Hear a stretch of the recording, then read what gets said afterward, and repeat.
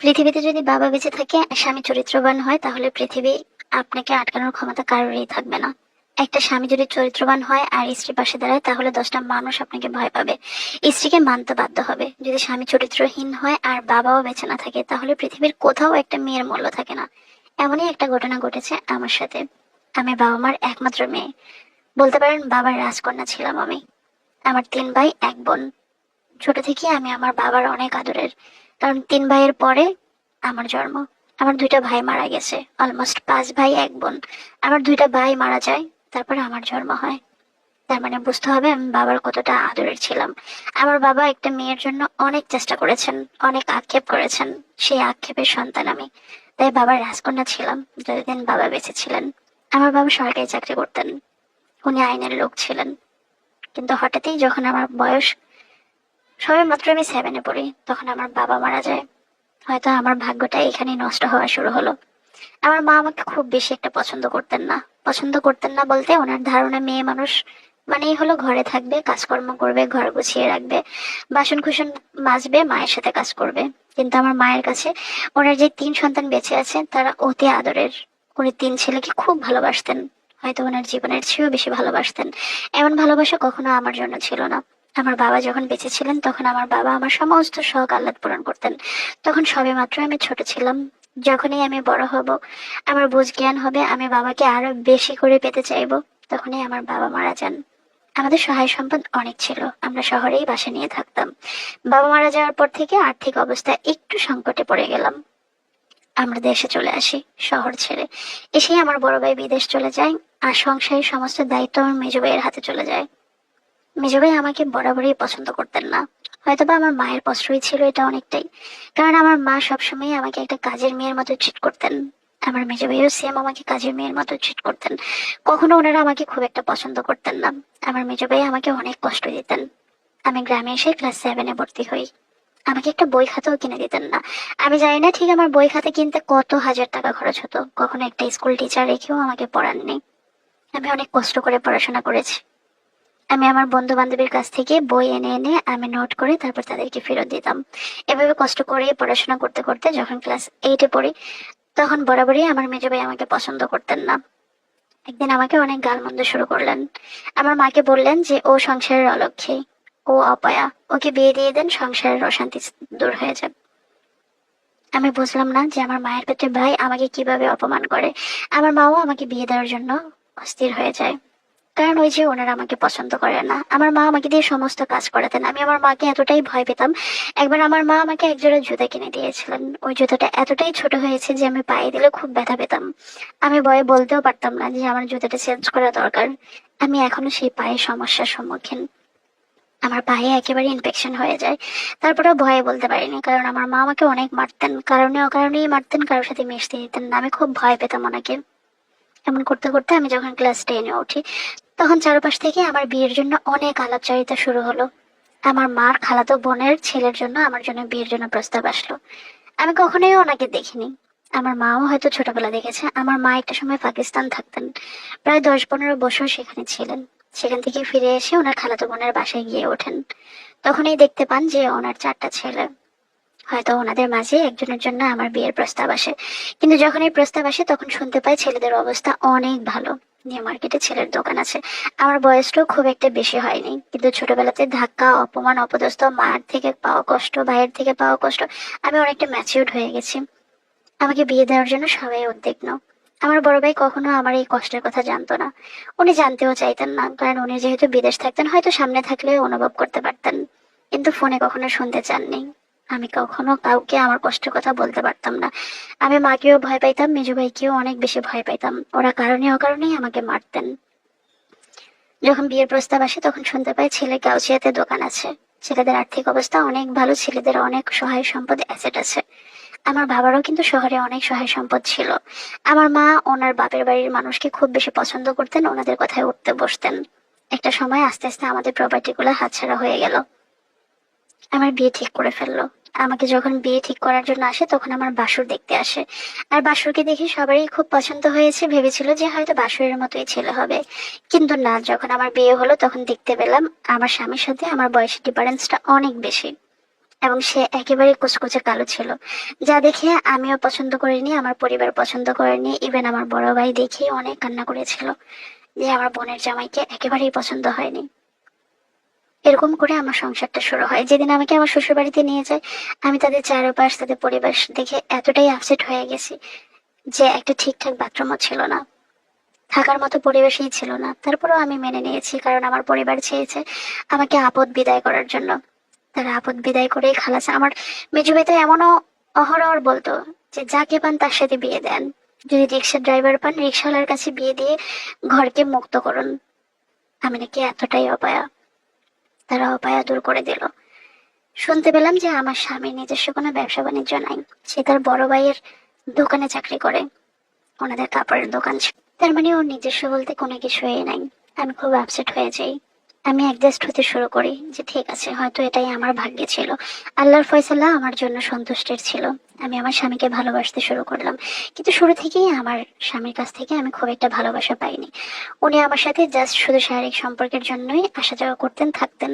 উনি যখন আমার বাড়িতে আসতেন, আমাকে 100-200 টাকা 300 টাকা হাতে দিয়ে যেতেন। যদি বলতাম যে এই টাকা আমার জন্য যথেষ্ট না, আমার পড়াশোনার খরচের যথেষ্ট না, উনি বলতেন তোমার বাড়িতে ফল ফুল নিয়ে এসেছি, সেখানে অনেক টাকা খরচ হয়ে গেছে। এভাবে আমার হাজবেন্ড আমার সাথে অ্যাটিটিউড করতেন। আমি সব মেনে নিতে লাগলাম। আমার পরিবারও আমাকে ধৈর্য ধরার জন্য বলল। আস্তে আস্তে বুঝতে পারলাম আমার স্বামী আমাকে ভালোবাসে না। আমার কাছে কেন যেন সবসময় সন্দেহ হতে থাকে। এর মাঝে আমি কনসেপ্ট করে ফেলি। আমি ওই কনসেপ্ট অবস্থায় আমি পড়াশোনা করি। এভাবে আমি কষ্ট করে করে একটা সন্তান জন্ম দিলাম। আমি কি খেয়েছি, আমার কি লাগবে না লাগবে, আমার স্বামী কখনো টেক কেয়ার করতেন না আমাকে। আমি প্রেগনেন্ট অবস্থায় আমার কতটা আদর ভালোবাসার প্রয়োজন, খাবার প্রয়োজন, কোনো কিছুই সে খোঁজ রাখতো না। আমার একটা ছেলে সন্তান হয়।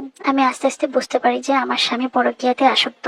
একাধিক নারীর সাথে সে ইমো, হোয়াটসঅ্যাপে সম্পর্ক তৈরি করে এবং মেয়েদের সাথে তার খারাপ খারাপ সম্পর্ক। এভাবে দেখতে দেখতে অনেকটা বছর পার হলো। আমার একটা মেয়ে সন্তানও হলো। এর মাঝে আমাদের মধ্যে অনেক রকমের সমস্যা তৈরি হলো। আমার স্বামী কোনোভাবেই আমাকে সহ্য করতে পারে না, আর আমিও তার এসব খারাপ কাজ কোনোভাবেই সহ্য করতে পারি না। আমি বুঝতে পারি যে আমার স্বামীর যেহেতু নিজস্ব কোনো কিছুই ছিল না, এত ঝামেলার মাঝখানেও আমি সবসময় সার্কুলার ফলো করতাম যে আমার স্বামীর একটা ভালো চাকরির প্রয়োজন। কিছুদিন পরে আমার স্বামীর একটা ভালো চাকরি হয়ে যায়, খুব ভালো বেতনের চাকরি হয়ে যায়। আমি জোর করলাম আমার স্বামীর সাথে, আমি কুমিল্লা চলে গেলাম। তখন ওর চাকরিটা কুমিল্লাতেই হয়। সেখানে চলে গেলাম, সে আমাকে ছোটখাটো একটা বস্তিতে নিয়ে ওঠালো। সেখানে এত মানুষের ভিড়ে আমি অতিষ্ঠ হয়ে যেতাম। আমার কাছে ভালো লাগতো না ওয়াশরুম শেয়ারিং করা, রান্নাঘর শেয়ারিং করা। আমি ধৈর্য ধরতে লাগলাম, কিন্তু সে আমাকে অবহেলা সমানেই করে যাচ্ছে।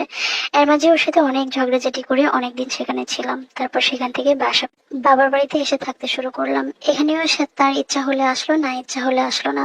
এরকম করতে করতে, ঝামেলা করতে করতে আমি আবার তার কাছে চলে যাই। এবার আমরা আলাদা একটা বাসা নিলাম, কিন্তু আমার বাসায়ও শান্তি ছিল না। আমার ছেলে মেয়ে, তার কোনো টেক কেয়ারই ছিল না। তার নামে আমি একটা নোটিশ পাঠাই, এবং যে মেয়ের সাথে তার সাথে অবৈধ সম্পর্ক, খারাপ খারাপ সম্পর্ক, আমি সব প্রুফ বের করে ওই মেয়ের নামেও নোটিশ পাঠাই। এটা নিয়ে আরো ঝামেলা তৈরি হয়। এখন সে আমার সাথে আর টোটালি থাকছে না। আমার ছেলে মেয়ের খরচটাই শুধু দিচ্ছে। যে খরচ দিচ্ছে সেই খরচে আমার ছেলে মেয়ের পড়াশোনা, বাসা ভাড়া, খাওয়া খরচ কোনো কিছুই আমার ঠিক মতো হচ্ছে না। কিন্তু আমি ওকে ভালোবাসি। আমি যখনই ওর কাছে যাই, জোর করে করে ওর সাথে আমার থাকতে হয়। কিন্তু আমি বুঝতে পারি ওর রুমে আমার জন্য অ্যালাউ না, ওর আলাদা একটা রুম আছে। আমি আজ পর্যন্ত বলতেই পারবো না তার ওয়ালেটটা সে কোথায় রাখে, তার রুমে কোথায় কি আছে। সে সেই রুমে কাউকেই ঢুকতে দেয় না। যখন তার প্রয়োজন হবে ঢুকবে, যখন তার প্রয়োজন হবে না সে লক করে চলে যায়। স্বামীর সাথে থাকতে চাওয়াটা কখনো অপরাধ নয়। আমার হাজবেন্ড মাঝে মাঝে দেখতাম যে অনেক প্রোটেকশন এনে বাসায় রাখতো, কিন্তু আমি বুঝতেই পারতাম না সে কার সাথে মেলামেশা করে।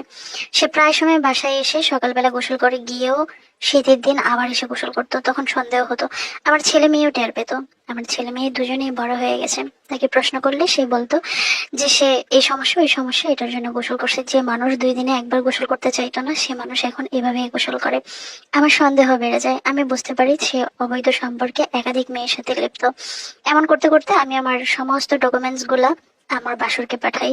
এটা নিয়ে অনেক অশান্তি হয়। আমার শ্বশুর বাড়ির মানুষের কাছেও কোনো সমাধান নেই। যখনই মার কাছে, ভাইদের কাছে বিচার দিই, তখনই ওরা আমাকে ধৈর্য ধরতে বলে। এমন করতে করতে আমি বাসা ছেড়ে আমার ভাইয়ের বাসায় চলে আসি। আমার ভাইয়েরা উপরে থাকে, আমি নিচতলায় থাকি। এভাবে থাকতে শুরু করি। ও আমার ছেলে মেয়ের জন্য কিছু খরচ পাঠায়, আর আমার ছোট ভাই আমাকে কিছু খরচ দেয়। তবে আমার বড় ভাই, আমার মেজো ভাইও আমার পাশে আছে, কিন্তু তারা কোনো সমাধান খুঁজে দিচ্ছে না আমাকে। হয়তো ওরা যদি শুরু থেকে আমাকে একটু দেখে শুনে বিয়ে দিত, আজকে আমার এই কষ্টটা হতো না। আমার ছেলে এখন ইন্টার পাস করে ফেলছে, আমার মেয়ে ক্লাস 7-এ পড়ে। এখনো আমি অশান্তির দরিয়াতে আমি ডুবে মরছি। আমি জানি না এই অশান্তি থেকে আমি ঠিক কবে বের হব। মাঝে মাঝে নিজেকে শেষ করতে চাই, কিন্তু ছেলে মেয়েকে কি করব, কোথায় রাখবো, কি হবে আমার, এগুলো চিন্তা করে আমি কিছুই করতে পারি না। একটা সময় মেয়ে বড় হবে, মেয়েকে বিয়ে দিব, ছেলের সংসার হবে, আমার কি হবে?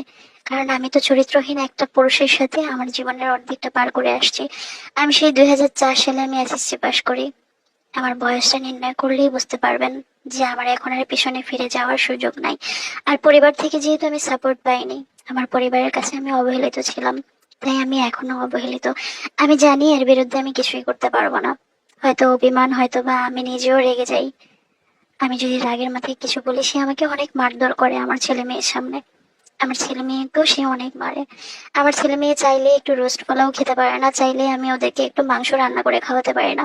অথচ আমার এত বড় ছেলেটা যখন বাসায় এসে বলে যে আম্মু, পাশের বাসায় মাংস রান্না হচ্ছে, মুরগির খুব ভালো গ্রান বের হয়েছে তাই না, তখন আমি মা হিসেবে অনেক কষ্ট পাই, অনেক যন্ত্রণা হয়। আমি জানি না এই পরকীয়া নারীর মধ্যে ঠিক আমার স্বামী কি খুঁজে পেল। এটা নারীর কাছে যা, হয়তো আমার কাছেই তা। আচ্ছা, এই গল্পটা আমাকে একটা আপু পাঠিয়েছিলেন। আম, আপুর ডিটেলসে, ওনার হাজবেন্ডও এখন গভর্নমেন্ট চাকরি করে, ওনার বাবাও আইনের লোক ছিলেন। আমি ডিটেলস সবকিছুই আমি গোপন রাখলাম, হাইলাইট করে রাখলাম। উনি কোনো কিছু আমাকে গোপন করতে বলেনি, বাট আমি ফেসবুকের অনেক রুলস আছে, সেটার জন্যই আমি এগুলো সমস্ত কিছু গোপন করে গেলাম। ওনার হাজবেন্ডের এত খারাপ খারাপ মানে ঘটনা আছে, এত খারাপ খারাপ কাহিনী উনি ঘটাইছে। উনি সত্যি আপুটা অনেক ভালো, এই জন্য উনি এখনো ধৈর্য ধারণ করে আছে। আপু, আমি এতটুকুই বলবো, আপনাকে সান্ত্বনা দেওয়ার মতো আমার কিছুই নাই। আপনি আমাকে যে গল্পটা পাঠাইছেন, এটা টোটাল আমি উঠাই দুটো আমার পক্ষে সম্ভব না। কারণ মানুষের লাইফে এত বিশ্রী ঘটনাও ঘটে, এটা আসলে মানতে কষ্ট হচ্ছে। আমার পক্ষে ঠিক যতটুক আমি রুলস অনুযায়ী আমি বলতে পারছি ততটুকুই বলছি। আপু, আপনার জন্য অনেক দোয়া করি, সবাই আপুর জন্য দোয়া করবেন। আপু যেন একটা ছেলে একটা মেয়েকে নিয়ে অনেক সুখে থাকে বাকি জীবনে। আপু, আপনার ছেলে মেয়ে বড় হয়ে গেছে, আপনার হয়তো আর 2-4টা বছর কষ্ট হবে। আপনার ছেলেই দেখেন একটা সময় মানুষের মতো মানুষ হবে। ইসলামিক মাইন্ডে বড় করেন, দেখবেন যে আপনার সুখেই একটা দিন মানুষ উপলব্ধি করবে, মানুষ দেখাবে যে দেখো ও কত সুখে আছে ছেলে মেয়ে নিয়ে। ছেলে মেয়েদেরকে মানুষের মতো মানুষ করেন, এরকম পুরুষ পাশে থাকার চেয়ে না থাকাই ভালো। আর আপনি যে টাকা পাচ্ছেন, ওইটা আমার মনে হয় যে আপনাকে হিসাব করে ম্যানেজ করেই চলতে হবে, এবং কিছু সঞ্চয় করে কিছু খরচ করে ভাইদের কাছে সম্পূর্ণ, আপনি তো ভাইদের কাছ থেকেও অনেক প্রপার্টি পাবেন যতটুকু জানি। সবকিছু নিয়ে আপনি একটু সুখী জীবনযাপন মন থেকেই সেগুলো সরাই ফেলেন। একটা চরিত্রহীন পুরুষকে দিয়ে আপনি কি করবেন বলেন? চরিত্রহীন পুরুষ মানে হলো আমার মনে হয় যে একটা খোলা ঘরের মতো, যেখানে কোনো পর্দা নাই, কোনো কিছুই নাই, এখানে সবাই ঢুকতে পারে। এরকম চরিত্রহীন পুরুষের কাছে আপনি থাকার চেয়ে না থাকাই ভালো।